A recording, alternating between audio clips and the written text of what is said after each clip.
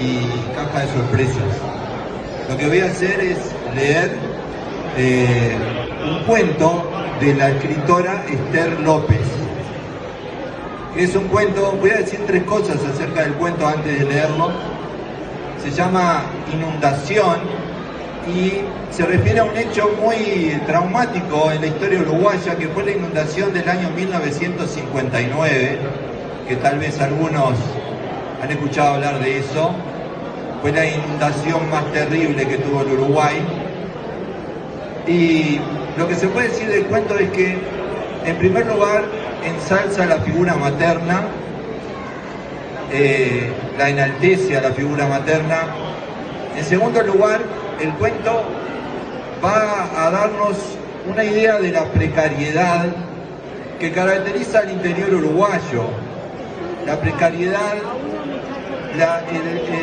el vivir de manera en la subsistencia y no en la existencia, en la subsistencia, sobre todo en aquella época. Estamos hablando de 1959.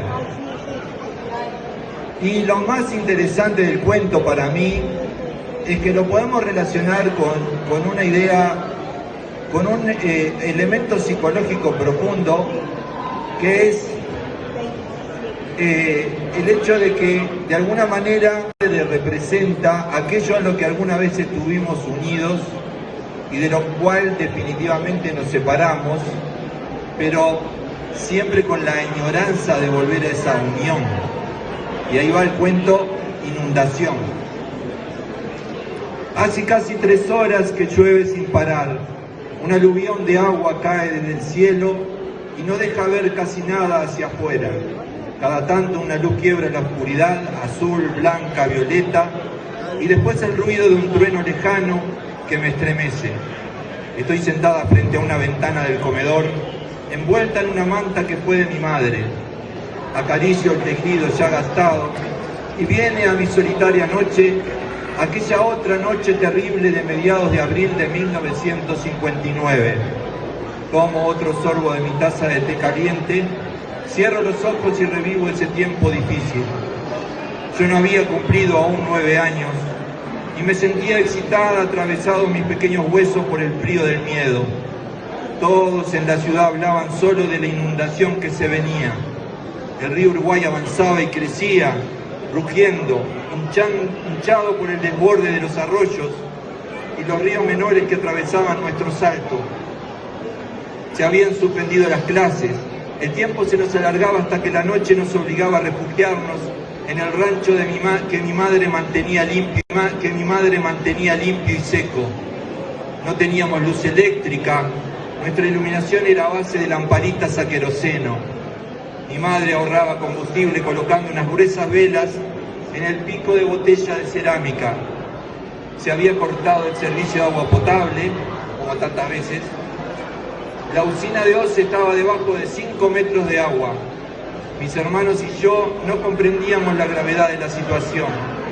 A unas 15 cuadras de mi casa atravesaba desde el este hacia el río un arroyo delgado y limpio. En sus riberas, de las ramas inclinadas de sus sauces, nos zambullíamos en sus aguas en épocas normales. Ahora el agua corría amarronada, revuelta, arrastrando todo tipo de objetos, ramas, troncos, sillas viejas, el cuerpo de algún perro muerto. Las lanchas de los pescadores hacían de fletes transitorios hacia los refugios, acarreando colchones, atados de ropa, muebles. Mi casa, a pesar de que estaba relativamente cercana al río, no fue afectada por el aluvión, estaba más alta. La masa de agua sucia, chata, se extendía por toda la chacra de unos gringos que vivían lindando con los terrenos habitados. Mi familia y mis vecinos vivían con la zozobra diaria de medir el paso del agua. Está por los alambrados de los gringos, decía mi hermana mayor. Eso significaba que estaba a 200 metros de la huerta de mi madre. Una noche un vecino empapado, llevando un farol a queroseno, golpeó nuestra puerta. «Doña Lola, se nos viene la enchorrada, ya casi no se ven los espinillos».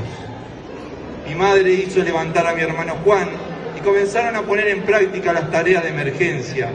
Ella trajinaba envolviendo ropa abrigada, arrollando mantas y colchones que cubría con grandes lonas enceradas. Mi hermano Juan había pasado un grueso alambre trenzado con sus fuertes manos por sobre los palos de eucaliptus que sostenían las 8 chapas de zinc. Ese era el techo de la única pieza de ladrillo de mi casa.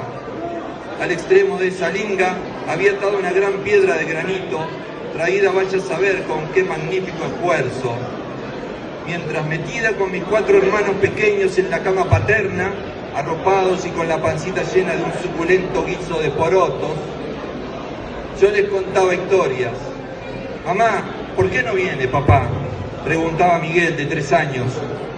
«Porque los trenes no pueden volver desde Artigas, los puentes están tapados de agua». La voz de mi madre, de ordinario fuerte y seca, sonaba quebrada.